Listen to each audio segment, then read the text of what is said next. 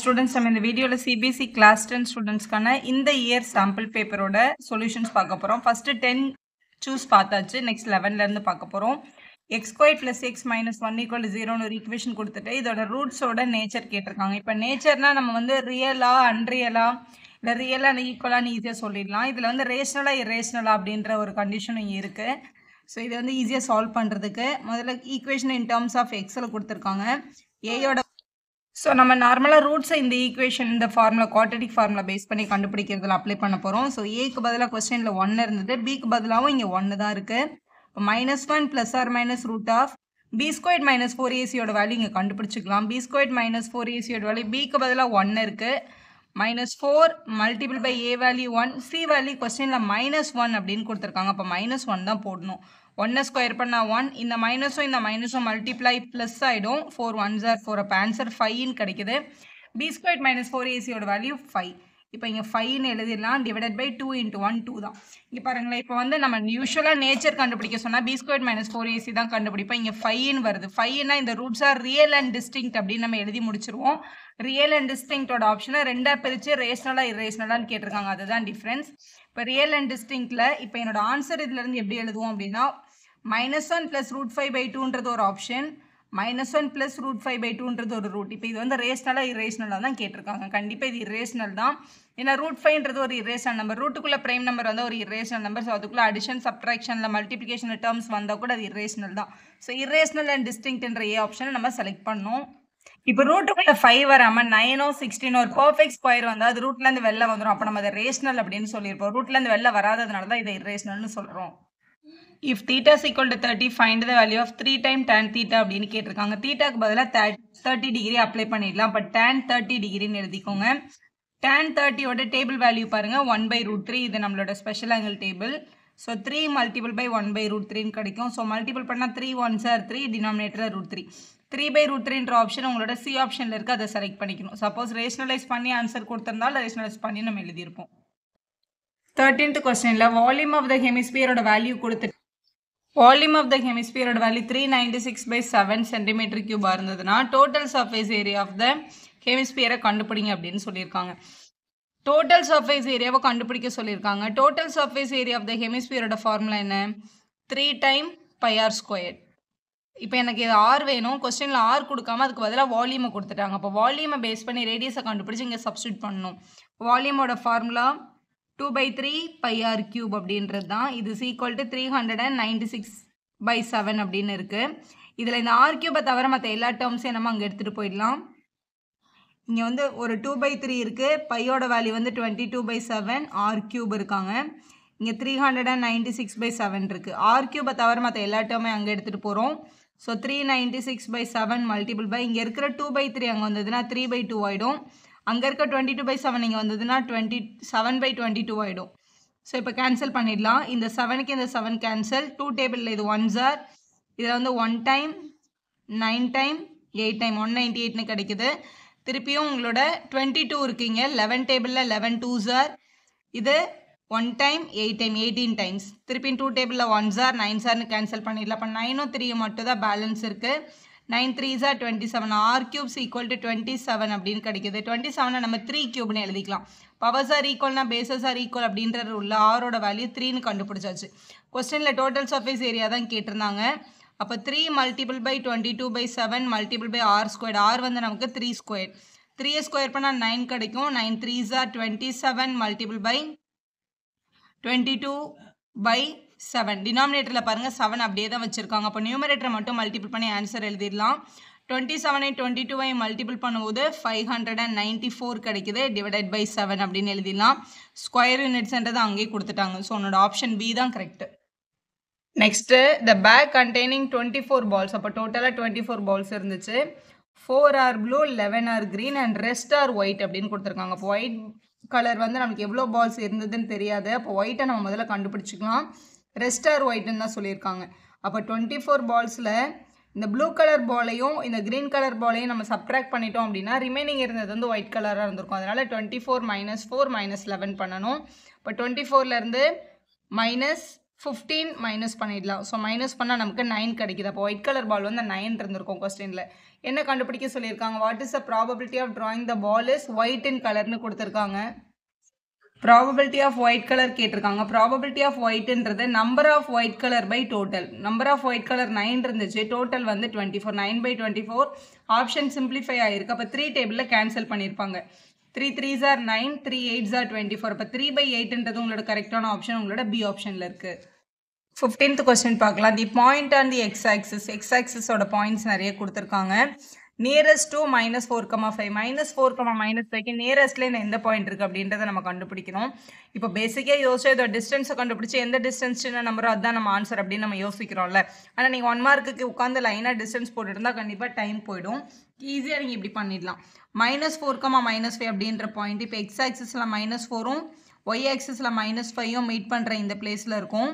இதான் உங்களோட -4, -5ன்ற பாயிண்ட். இந்த பாயிண்ட் இதுதான் நம்மளோட ஆப்ஷன்ஸ். ஆப்ஷன்ஸ் எல்லாம் பிளாட் பண்ணுங்கள். 0, 0 இங்கே இருக்குது. 0, 0 -4, 0னா இங்கே -4 இருந்தால் இதுக்கு நேரம் இங்கே -4 இருந்திருக்கும். இப்போ -4, 0. அடுத்து -5, 0 இந்த பக்கம் வந்திருக்கும். இது நம்மளோட -5, 0. அடுத்து √41, 0. √41 கண்டுபிடிக்கணும் அப்படின்னா இதை உட்காந்து நீங்கள் திருப்பி லாங் டிவிஷன் எடுக்க தேவையில்லை.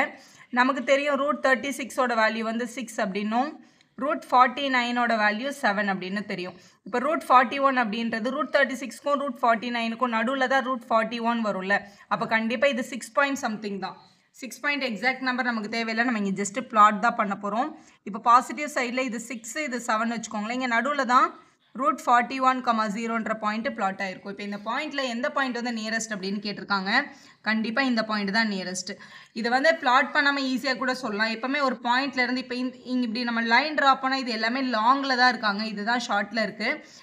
எப்போவுமே வந்து ஒரு பாயிண்ட்லேருந்து ஒரு லைனுக்கு லைன் வரையும் போது எந்த லைன் 90 டிகிரியை ஃபார்ம் பண்ணுதோ அதுதான் ஷார்ட்டஸ்ட் டிஸ்டன்ஸாக இருக்கும். அப்படி பார்க்கும்போது இங்கே -4 இருக்குது, இங்கே -4 இருக்குது. அப்போ அதுதான் பர்பண்டிகுலர் லைனாக இருந்திருக்கும், அதுதான் ஷார்ட்டஸ்ட் டிஸ்டன்ஸ். இதை ட்ராப் பண்ணாமல் டேரெக்டாக கூட நம்ம ஆன்சர் எடுக்கலாம். பி ஆப்ஷன் கரெக்டான answer. 16th question. Which of the following gives the middle most observation of the data? எது வந்து மிடில் நம்பர் கிடைக்கும்னு கேட்டிருக்காங்க. மீடியனில் தான் மிடில் நம்பர் கிடைக்கும். மீன்னா ஆவரேஜ் கிடைக்கும். ரேஞ்சுனா ஹையர் வேல்யூலேருந்து ஸ்மாலர் வேல்யூவை மைனஸ் பண்ணுறது. மோடுனா மோஸ்ட்லி ரிப்பீட்டட் வேல்யூ நமக்கு கிடைக்கும். மீடியனில் தான் மிடில் வேல்யூ கிடைக்கும். அப்போ மிடில் வேல்யூன்றது மீடியன் தான். 17 பார்க்கலாம். 17th கொஸ்டினில் அவங்க கேட்டிருக்காங்க. A point on the x-axis divides the line segment joining A and B. A and Bயில் இருக்க லைன் செக்மெண்ட்டை x-axisல இருக்க ஒரு பாயிண்ட் வந்து டிவைட் பண்ணியிருக்கு. x-axisல இருக்க ஒரு பாயிண்டோட y கோஆர்டினேட் எப்போவுமே 0வாக இருக்கும். அப்போ x, 0ன்னு எடுத்துக்கோங்க. இது வந்து 1:2ன்ற ரேஷியோவில் டிவைட் பண்ணிச்சு அப்படின்னா அந்த பாயிண்ட்டை கண்டுபிடிங்கன்றது உங்களோட கொஸ்டின். ஸோ லைன் செக்மெண்ட்டோட இந்த ஃபஸ்ட் பாயிண்ட்டையும் செகண்ட் பாயிண்ட்டையும் நம்ம வந்து இது வந்து x1, y1னும் இதை வந்து x2, y2 அப்படின்னு எடுத்துக்கலாம். இந்த பாயிண்ட்டை தான் நம்ம கண்டுபிடிக்கணும். செக்ஷன் ஃபார்முலா அப்ளை பண்ணி கண்டுபிடிக்க முடியும். எப்போவுமே இந்த ரேஷியோ வந்து m/n அப்படின்னு நம்ம அப்ளை பண்ணுறது. ஸோ இதை ஜஸ்ட் இதில் சப்ஸ்டியூட் பண்ணால் நம்ம ஆன்சர் கண்டுபிடிச்சிட முடியும். இங்கே பாருங்கள். ஸோ mn வந்து 1, 2. ஸோ 1 + 2 பை இங்கே 1 + 2 இப்படி ஷார்ட்டாக எழுதிக்கோங்க. எழுதிட்டு இங்கே x2 போடணும், இங்கே x1 போடணும். x2ஓட வேல்யூ 5, அதனால் 1 பக்கத்தில் 5 மல்டிபிள் ஆகும். x-ஓட வேல்யூ 2, அப்போ இங்கே 2 சப்ஸ்டியூட் ஆகும். இங்கே அடுத்த டைம் நான் வந்து எழுதலை, ஏன்னா இந்த பாயிண்ட் ஆன் தி எக்ஸ் ஆக்சிஸ்ன்னு கொடுத்துறாங்க. கண்டிப்பாக இதை சப்ஸ்டியூட் பண்ணால் ஆன்சர் 0 தான் கிடைக்கும். அதை நம்ம சப்ஸ்டியூட் பண்ணணும்னு அவசியமே இல்லை. அது 0 நம்ம ஆல்ரெடி கண்டுபிடிச்சாச்சு. இங்கே 1 5s are 5 வரும். இங்கே 2 2s are 4 டிவைடட் பை 3ன்னு கிடைக்கிது. அப்போ நம்மளோட ஆன்சர் 9/3. 9/3 கேன்சல் பண்ணால் 3 கிடைக்கும். அப்போ 3, 0 அப்படின்றது தான் நம்மளோட கரெக்டான ஆன்சர் உங்களோட சி ஆப்ஷனில் இருக்குது. இந்த ஒய்யோட கோஆர்டினேட்டை எழுத தேவையில்லை, ஆனால் ஜஸ்ட் எழுதி கூட பாருங்கள். 1 6 are 6, 2 × -3 -6. அப்போ இந்த டேர்ம் கண்டிப்பாக 0 தான் ஆகும். நம்ம இது 1 மார்க்ன்றதுனால இந்த ஸ்டெப் எதுக்குமே மார்க் கிடையாது. அப்போ இந்த ஃபஸ்ட்டு ஒரு டேர்மை மட்டும் எழுதி சைடில் நீங்கள் சால்வ் பண்ணி ஆன்சர் பண்ணிடலாம். சி ஆப்ஷன் கரெக்டாக இருக்குது. 18th கொஸ்டின் ப்ராபபிலிட்டிலேருந்து a card is drawn from well shuffled pack of playing cards. playing cards டோட்டலாக 52 இருக்கும். இதில் பாருங்கள், அந்த probability of getting red colour face card அப்படின்னு கேட்டிருக்காங்க. இப்போ இந்த டேபிளில் பாருங்கள், மொத்தம் நம்மக்கிட்ட 12 ஃபேஸ் கார்ட்ஸ் இருக்குது. அதில் வந்து கண்டிப்பாக பாதி பிளாக்லேயும் பாதி ரெட்லேயும் இருந்திருக்கும். அப்போ 6 ஃபேஸ் கார்ட்ஸ் நம்மக்கிட்ட இருக்கும் ரெட் கலரில். அப்போ probability of red colour face card நம்மளுக்கு கேட்டிருக்காங்க. ரெட் கலர் ஃபேஸ் கார்டு 6 நம்மக்கிட்ட இருக்குது. அப்போ 6 out of 52 அப்படின்னு எழுதணும். நம்ம இதை கேன்சல் பண்ண முடியும் 2 டேபிளில். இது 3s are இது 26 டைம்ஸ். அப்போ 3/26 என்ற டி ஆப்ஷன் உங்களோட கரெக்ட் ஆன்சர். அடுத்து பாருங்க, direction assertion and reason question. So 19th கொஸ்டினில் அசர்ஷன் கொடுத்துருக்காங்க HCF of any two consecutive even natural number is always 2 அப்படின்னு கொடுத்துருக்காங்க. ரெண்டு கான்சிக்யூட்டிவ் நம்பர்ஸ் எடுத்தா கான்சிக்யூட்டிவ் ஈவன் நம்பர்ஸ் எடுக்கணும் அப்படின்னு சொல்லியிருக்காங்க. இப்போ வந்து 8ம் 10ம் எடுக்கணும்னு வச்சுக்கோங்களேன். இவங்க ரெண்டு பேருமே ஈவன் நம்பர், ரெண்டு பேருமே கான்சிக்யூட்டிவ் ஈவன் நம்பர். கான்சிக்யூட்டிவ்னா கண்டினியூஸ், அடுத்தடுத்தன்னு அர்த்தம். அடுத்தடுத்த ரெண்டு ஈவன் நம்பர்ஸ் இவங்க தான். இப்போ இவங்களுக்கு ஹெச்சிஎஃப் கண்டுபிடிக்க சொல்லியிருக்காங்க. இப்போ 8க்கும் 10க்கும் ஹெச்சிஎஃப். இப்போ 2 டேபிளில் இது 4 சார், இது 5 சார். 4க்கும் 5க்கும் காமன் டேபிள்ஸ் கிடையாது. இப்போ ஹெச்சிஎஃப் வந்து 2 தான். அப்போ அவங்க சொல்லியிருக்க ஃபர்ஸ்ட் அசர்ஷன் ட்ரூ. அடுத்த ரீசன் பாருங்க, even natural numbers are divisible by 2. எல்லா ஈவன் நம்பர்ஸும் 2ஆல் டிவைட் ஆகும் அப்படின்னு சொல்லியிருக்காங்க. அதுவும் ட்ரூ தான். எல்லா ஈவன் நம்பரும் 2 டேபிளில் கண்டிப்பாக டிவைட் ஆகும். ஆனால் இதோட ஹெச்சிஎஃப் 2 வந்ததுக்கும் இதுக்கும் வந்து இது கரெக்டான எக்ஸ்பிளனேஷன் கிடையாது. அப்போ அசர்ஷன் ரீசன் ரெண்டு பேருமே ட்ரூ, ஆனால் ரீசன் வந்து கரெக்டான எக்ஸ்பிளனேஷன் இல்லை அப்படின்னு எழுதணும். So both assertion and reason are true, but reason is not a correct explanation of A அப்படின்ற பி ஆப்ஷன் தான் நீங்கள் செலக்ட் பண்ண வேண்டியது. அதான் கரெக்ட் ஆன்சர். அடுத்த கொஸ்டின் பாருங்க. Assertion பாருங்க, if the radius of the sector of a circle, இப்போ நான் வந்து இங்க ஒரு செக்டர் எடுத்திருக்கேன். இந்த செக்டரோட ரேடியஸ் வந்து r அப்படின்னு வச்சுக்கலாம். reduced to the half and the angle is doubled அப்படின்னா இதோட ரேடியஸை half ஆகிட்டு ஆங்கிளை டபுள் பண்ணோம் அப்படின்னா அதோட பெரிமீட்டர் சேமாக தான் இருக்கும் அப்படின்னு சொல்லியிருக்காங்க அசர்ஷனில். அதாவது நான் ஒரு செக்டர் எடுத்திருக்கேன், அதோட ரேடியஸ் r, அதோட ஆங்கிள் வந்து தீட்டா அப்படின்னு எடுத்துக்கலாம். இப்போ என்ன பண்ணுறோம் அப்படின்னா இதோட ரேடியஸை பாதி ஆக்குறோம். அப்போ இங்கே ஆறுன்றது r/2 ஆயிடுச்சு. இந்த சர்க்கிளோட ரேடியஸ் வந்து r/2, ஆங்கிள் வந்து டபுள் ஆயிடுச்சு. இங்கே தீட்டானா இங்கே வந்து 2 தீட்டா எடுத்துக்க சொல்லியிருக்காங்க. இப்போ இங்கே 40 டிகிரினா இங்கே 80 டிகிரி எடுத்துக்க சொல்லியிருக்காங்க. அப்படி எடுத்து இவங்க ரெண்டு பேருக்கும் பெரிமீட்டர் கண்டுபிடிச்சோன்னா ரெண்டும் சேமாக தான் இருக்குமா அப்படின்னு கேட்குறாங்க. இப்போ நார்மலாக இப்போ இந்த செக்டாரோட பெரிமீட்டர் கண்டுபிடிக்கிறதுக்கு இந்த ரேடியஸ் ப்ளஸ் இந்த ரேடியஸ் ப்ளஸ் இந்த ஆர்க்கோட லென்த் இது மூணுத்தையும் ஆட் பண்ணால் தான் செக்டரோட பெரிமீட்டர் கிடைக்கும். அப்போ ஃபஸ்ட்டு டயக்ராமுக்கு நம்ம எழுதிக்கலாம் perimeter equal to r plus arc லென்த்னு எழுதிக்கலாம். ஆர்க் லென்த்தோட ஃபார்முலா என்ன? θ/360 × 2πr. இதுதான் பேசிக் ஃபார்முலா இந்த சர்க்கிளுக்கு. ஸோ இதை ஆட் பண்ணிட்டோம் அப்படின்னா நமக்கு என்ன கிடைக்கும்னா இது வந்து 2r ப்ளஸ் இந்த 2வும் இந்த 360 கேன்சல் பண்ணால் 180. அப்போ θπr/180 டிகிரி அப்படின்னு கிடைக்குது. இது வந்து perimeter of the first circle. இப்போ அதே மாதிரி செகண்ட் சர்க்கிளுக்கு கண்டுபிடிக்கலாம். இப்போ இதோட பெரிமீட்டர் வேணும்னா பெரிமீட்டர் ஈக்குவல் டு இது ஒரு r/2, இது ஒரு r/2. ஸோ இதோட ஆர்க் லென்த்தையும் நம்ம ஆட் பண்ணணும். ஸோ r/2 ப்ளஸ் r/2னா நம்ம தான் ஆர்ன்னு எழுதிக்கலாம். அதாவது 2r/2ன்னு வரும், 2 கேன்சல் ஆகிடும்.